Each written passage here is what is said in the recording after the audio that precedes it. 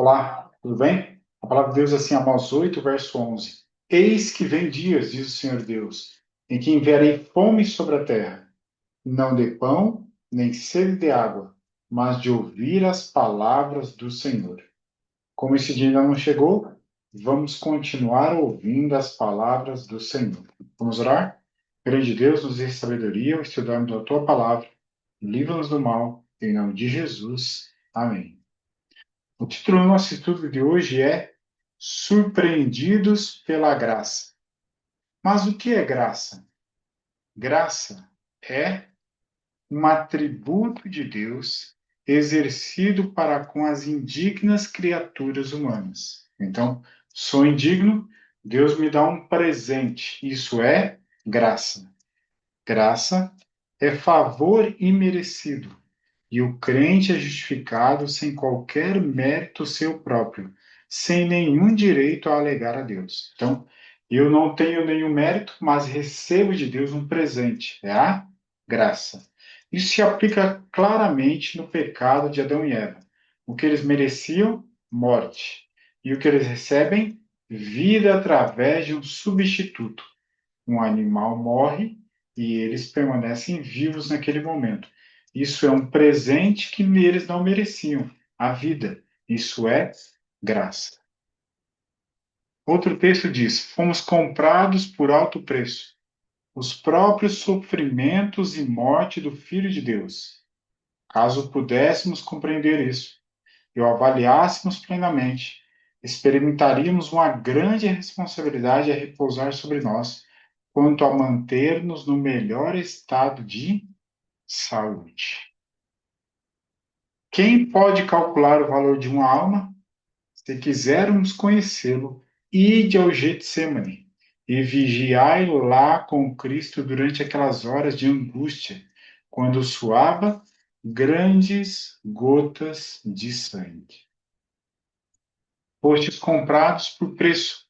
Agora, pois, glorificai a Deus no vosso corpo.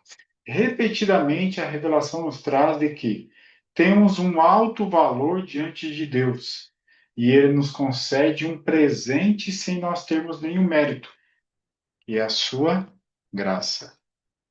Sabendo que não foi mediante coisas corruptíveis como prata ou ouro que fostes resgatados do vosso fútil procedimento, que vossos pais vos legaram, mas nem por prata nem por ouro. Embora isso tenha muito valor em nossos dias, o texto bíblico diz que isso são coisas corruptíveis. Tem algo mais precioso do que a prata e o ouro? O precioso sangue, o sangue de Cristo. Que a Bíblia diz que sem derramamento de sangue não há perdão de pecados. Então, Jesus derrama o seu sangue para que nós, pelos seus méritos, sejamos perdoados. Na quarta geração, tornarão para aqui, porque não se encheu ainda a medida da iniquidade dos amorreus. Nós vamos agora ver alguns momentos em que a graça esteve ali claramente em ação. Primeira citação, está nos lembrando o momento que Abraão passa por Canaã e Deus ali se manifesta dizendo: a graça para com esse povo daqui ainda é permanente, ainda vai ser mantida durante um longo tempo. Nós sabemos que foram ali uns 400 anos. Deus seria longânimo, misericordioso, até para com o povo iníquo dos amorreus e os demais povos ali de Canaã. Então, temos aí claramente a graça se manifestando. Outro momento que a graça se manifestou. Pela fé, Raabe, a meretriz, a prostituta, não foi destruída com os desobedientes, porque acolheu com paz aos espias. Então, ali temos uma mulher na prática do pecado, cometendo até mentira, nós vamos relembrar isso, mas não foi por mérito de Raabe, mas pelos méritos de Cristo, a graça alcançou e esteve em ação. Então, nós não temos nenhuma dúvida de que a graça agiu poderosamente nesse momento. Outro momento, o povo gibeonita. Disseram-lhe, pois, os príncipes: Vivam! E se tornaram rachadores de lenha e tiradores de água para toda a congregação, como os príncipes lhes haviam dito. Então, aquele povo usou até de mentira, se vestiu de maneira mentirosa para dizer que era forasteiro de longa cidade, distante cidade, mas estavam mentindo. Para que a graça também alcance a esses, alcance. Eles viveram. E um quarto momento, nós temos o próprio povo de Deus. A graça se manifestou por quê? Na primeira oportunidade que eles tiveram de entrar em Canaã, foram rebeldes e não entraram. 40 anos depois, Deus agora dá uma segunda chance. Eles agora vão ter mais uma oportunidade. O que é isso? É a graça de Deus se agindo novamente para com o povo. De Sitim enviou Josué, filho de Nun, dois homens secretamente como espias, dizendo: Andai e observai a terra e Jericó. Foram, pois, e entraram na casa de uma mulher prostituta, cujo nome era Raabe, e pousaram ali. A escolha do lugar para ficar não poderia ser pior, né? Mas eles encontraram ali fé. Então, a fé pode se manifestar em lugares onde nós nem imaginamos. O Espírito Santo atua em corações que nós nem imaginamos. E um deles, a Raabe e sua família. Lembra? 40 anos anteriores, Josué foi um dos 12 espias que foi a Canaã e espiou. Agora ele não envia 12, ele envia dois espias. E eles chegam à casa de uma prostituta. Tem informações sobre a cidade. E o rei de Jericó ficou sabendo que Raabe morava nas muralhas de Jericó. Quando, pois, o rei de Jericó mandou, pois, o rei de Jericó dizer a Raabe: Faze sair os homens que vieram a ti e entraram na tua casa, porque vieram espiar toda a terra. A mulher, porém, havia tomado e escondido os dois homens e disse: Não sei para onde foram. Ide após eles depressa, porque alcançareis. Ela, porém, os fizera subir ao eirado e os escondera. Então, aquela mentira que ela fez ali não era aprovada por Deus. Então, os fins não justificam os meios. Já que eu quero salvar a vida de alguém, eu vou mentir? Não. Os fins, que é salvar a vida, não são justificados pelas.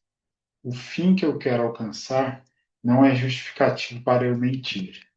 O fim que eu quero alcançar não é justificativa para eu mentir. Mas Deus nos julga pelo conhecimento que nós temos. Ora, não levou Deus em conta os tempos da ignorância. Agora, porém, notifica aos homens que todos, em toda parte, se arrependam. Poderíamos falar isso para Raab? Sim, poderíamos. Para que a partir daquele momento ela não considere mais em sua vida a mentira. E o tempo de ignorância, que ela não sabia, Deus não leva em consideração. É justo? É justo. Respondeu Jesus: os sãos não precisam de médicos, sim os doentes. Não vim chamar justos, e sim pecadores, ao arrependimento. Então, entre eles, eu, você e Raab. A graça de Deus, ela é inclusiva. Porquanto a graça de Deus se manifestou Salvador a todos os homens, educando-nos para que, renegadas a impiedade e as paixões mundanas, entre elas a mentira, vivamos no presente século sensata, justa e piedosamente. Então, aquela mentira não foi aceita por Deus, mas diante do conhecimento que Rabi teve, ela praticou aquilo. Suas intenções em salvar aqueles dois, preservar a vida deles e manifestar a sua fé no Deus Criador e o Deus de Israel, foi rejeitada também? Não foi rejeitada. Pois, porque pela graça sois salvos mediante a fé, e isso não vem de vós, é dom de Deus, não de obras, para que ninguém se glorie. De igual modo, não foi também justificada por obras a meretriz Rabi, quando acolheu os emissários e os fez partir por outro caminho? Porque assim como o corpo sem espírito é morto, assim também a fé sem obras é morta. Então, se Rabi realmente crê no Deus de Israel, ela deve agir para que eles não fossem mortos. Então, pede para eles descerem em determinado local, fugirem para determinado local e permanecerem ali 3 dias. E isso foi aceito por Deus. Ouvindo isso, desmaiou-se o coração e ninguém mais há ânimo algum, por causa da vossa presença. Porque o Senhor vosso Deus, olha as palavras de Raabe, é Deus em cima nos céus e embaixo na terra. Poderia Deus rejeitar fé como essa? Não. E os pecados? Deus nos salva, hum, Deus nos salva da situação e quer que agora nós adequemos a nossa vida ao assim diz o Senhor. A história que podemos agora relembrar está no capítulo 9 de Josué. Nós avançamos um pouco e agora, logo após a conquista de Jericó, algo acontece. Sucedeu que, ouvindo isto, todos os reis que estavam na além de Jordão, nas montanhas e nas campinas, em toda a costa do Mar Grande, defronte do Líbano, os heteus, os amorreus, os cananeus, os ferezeus, os heveus, os jebuseus, se juntaram eles de comum acordo para pelejar contra Josué e contra Israel. Viram a grande vitória que o povo teve sobre Jericó, pela ação poderosa da mão de Deus, o Criador. Agora os demais reis ali vizinhos próximos se juntam para lutar contra Israel. Mas os moradores de Gibeão, porém ouvindo o que Josué fizera com Jericó e com Ai, uma outra cidade, usaram de estratagema e se fingiram embaixadores e levaram sacos velhos sobre seus jumentos e odres de vinho velhos, rotos e consertados. Então, eles agora querem enganar Josué e Israel para terem ali algum favorecimento. Então os israelitas tomaram da provisão e não pediram conselho ao Senhor. Josué concedeu-lhes paz e fez com eles a aliança de lhes conservar a vida. E os príncipes da congregação lhes prestaram juramento ao cabo de 3 dias, depois de terem feito aliança com eles. Ouviram que eram seus vizinhos e que moravam no meio deles. Então, Josué deveria antes ter feito o quê? Primeiro consultado a Deus. Mas, infelizmente, por não consultar, fez uma aliança diante da informação que tinha, que não era correta. Disseram mais a Josafá. Disse mais Josafá, o rei de Israel: consulta primeiro a palavra do Senhor. Então, o mesmo conselho da época de Crônicas também se aplica em todas as épocas. Devemos primeiro consultar o assim diz o Senhor, a palavra do Senhor. Mas teria sido melhor aos gibeonitas se houvessem tratado honestamente com Israel. Mas eles então não seriam mortos? Conquanto sua submissão a Jeová lhes tivesse conseguido a conservação da vida. A fraude acarretou-lhes somente desgraça e servidão. Então, eles, ao apresentarem a fé que eles manifestarem em Jeová, teriam a vida conservada. Mas por mentirem, eles tiveram agora um futuro de servidão ao povo de Israel. Caso tenha eu prazer na morte do perverso, diz o Senhor Deus, não desejo eu antes que ele se converta dos seus caminhos e viva, porque não tenho prazer na morte de ninguém, diz o Senhor Deus. Portanto, convertei-vos e vivei. Então, Deus não quer a morte de ninguém. Deus não reconhece nenhuma distinção em matéria de nacionalidade ou classe social. Ele é o criador de toda a humanidade. Pela criação, os seres humanos são membros de uma mesma família e todos são um pela redenção. Seu amor chega a todos os lugares. Então, o que podemos tirar de lição nesse momento? De que para alcançar algo, eu não posso fazer tudo que vem à minha mente. Eu devo fazer aquilo que é da vontade do Senhor para alcançar um fim proveitoso. Devo também considerar que Deus não faz acepção de pessoas.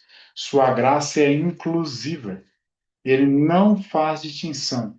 Aos olhos de Deus, somos da mesma família. E geneticamente, nós somos da mesma família. Toda a humanidade descende de um casal, Adão e Eva. Qual a expectativa que Deus tem para conosco? Que nós levemos o seu amor a mais e mais pessoas, a todos os lugares que temos acesso, para que mais pessoas conheçam ao Salvador e tenham a opção de escolhê-lo como seu Salvador. Esse seja o meu e o seu propósito. Vamos orar? Grande Deus, agradecemos pela luz que nos traz pelo estudo desta noite. Nos dá sabedoria, ajuda-nos a aplicá-lo de maneira proveitosa, a levar amor a mais pessoas e a certeza da salvação em Cristo Jesus. Nós oramos em nome de Jesus. Amém.